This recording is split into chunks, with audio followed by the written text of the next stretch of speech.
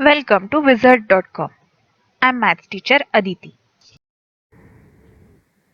We have this question here.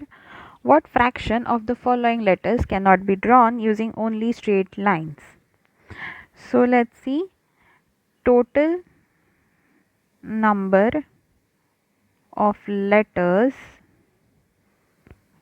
given is, let's see, 1, 2, 3, 4, 5, 6, 7, 8, 9, 10, 11, 12.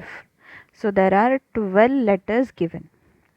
Now it is asked the letters that cannot be drawn using only straight lines. That means that they are the letters which have to be drawn using curved lines. So letters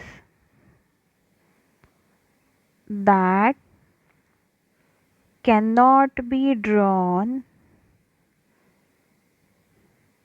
using only straight lines. Let's see, that number is, let's see, so we'll simply spot the letters which require curved lines. So this is 1, 2, 3, 4, 5 and 6. So this is 6. This number is 6.